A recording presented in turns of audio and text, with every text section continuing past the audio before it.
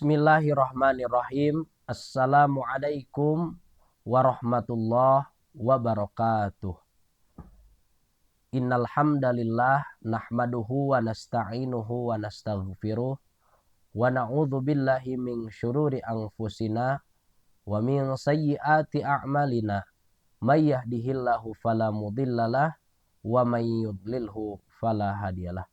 Asyhadu an la ilaha illallah wahdahu la syarikalah wa asyhadu anna Muhammadan abduhu wa rasuluh la nabiyya ba'dah.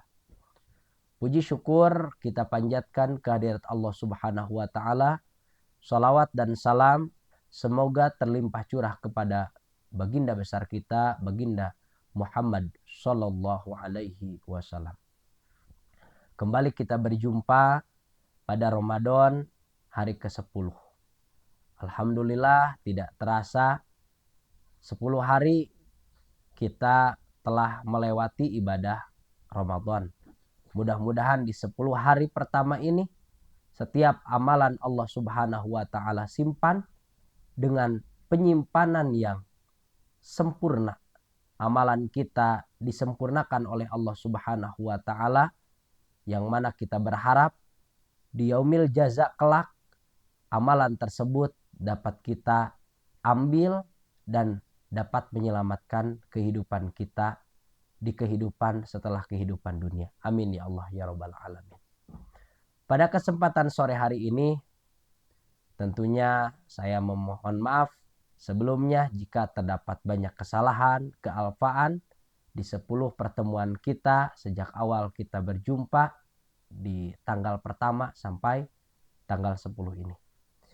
Pada kesempatan sore hari ini ada sebuah kutipan dalam kitab Qami' Tughyan terkait masalah su'bul iman, cabang dari iman. Mengapa perlu kita bahas?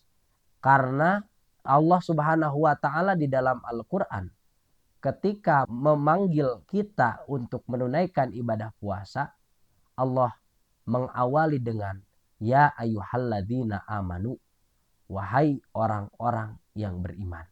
Iman kata Rasulullah Shallallahu alaihi wasallam itu terdapat 77 cabang, di mana ketika ke-77 cabang itu hadir di dalam diri kita, maka kita mendapatkan iman kita dalam kondisi yang amat sangat luar biasa. Yang mana di antaranya yaitu wahbub ilahaka khob alimun iqobih wali rahmatir ju tawakal ya muslimu.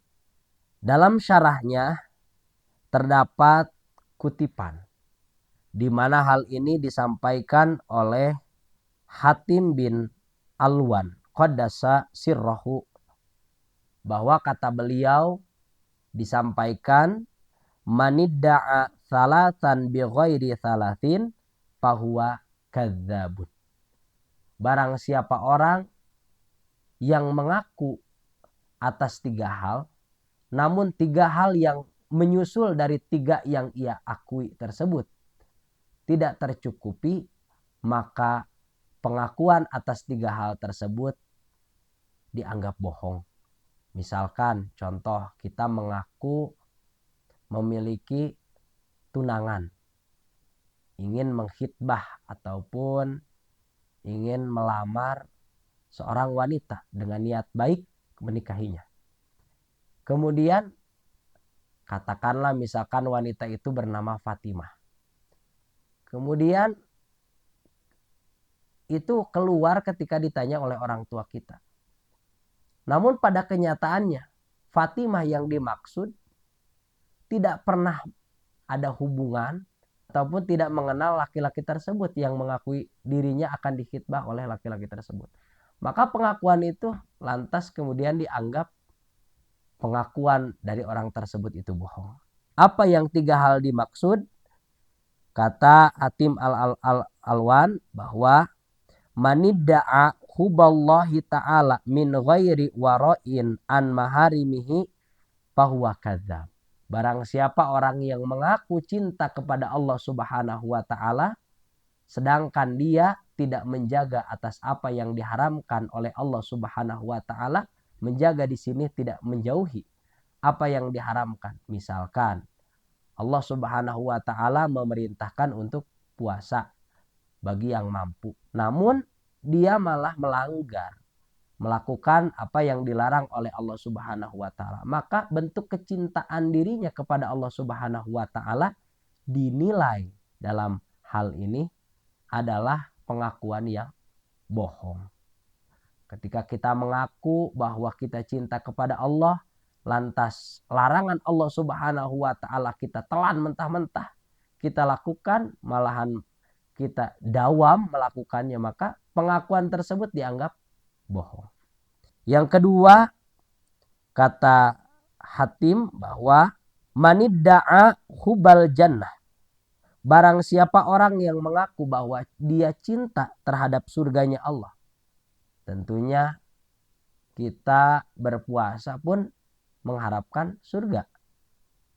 Dikarenakan orang yang berpuasa besar kemungkinan menjadi orang yang bertakwa. Sedangkan orang yang bertakwa, wasari'u, kata Quran, ila magfiratim mir rabbikum wa jannatin arduhas samawati wal ard uiddat lil muttaqin.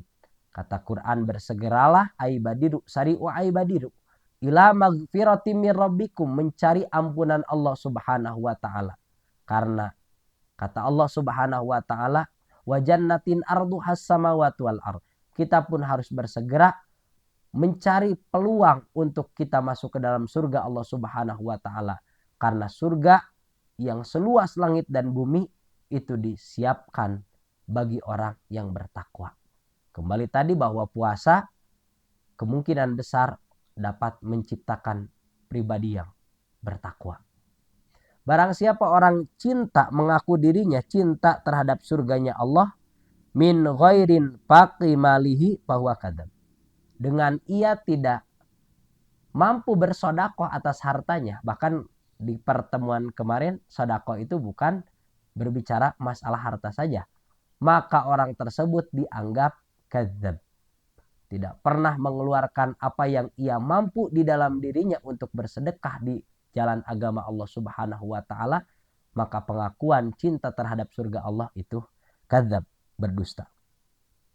Yang selanjutnya, wa manidda'a mahabbatan nabi min ghairi mahabbatil fakri bahwa kadzab.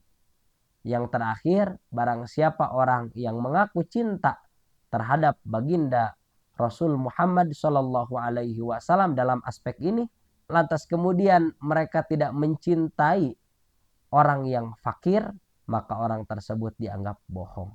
Apalagi ketika momentum Ramadan seperti ini, kita mencari siapa saja orang yang ditakutkan tidak mampu mencari makan dan minum untuk berpuasa. Karena di antara apa yang disampaikan oleh Rasul, kata Rasulullah Shallallahu Alaihi Wasallam, ifsyau salam wa at'imut ta'am wa sholatu wa nasuniyam. Di antaranya memberi makanan kepada orang yang membutuhkan, tadkhulu jannata bisalam. Orang tersebut akan Allah masukkan ke dalam surga Allah Subhanahu wa taala dalam kondisi selamat. Oleh karena itu, dasar ataupun asas kecintaan kita atas sebuah hal, cinta kita kepada Allah, cinta kita kepada surganya Allah, cinta kepada Nabi Allah, harus dibarengi dengan pembuktian. Maka guru-guru pernah mengatakan, kalau konteksnya diambil dari bahasa Arab, cinta itu bukan kata sifat atau bukan kata benda, tapi cinta itu adalah kata kerja. Maka ketika kita mencintai sesuatu, kerjakanlah. Harus ada sesuatu yang kita kerjakan. Baru cinta itu menjadi cinta yang sebenar-benarnya cinta.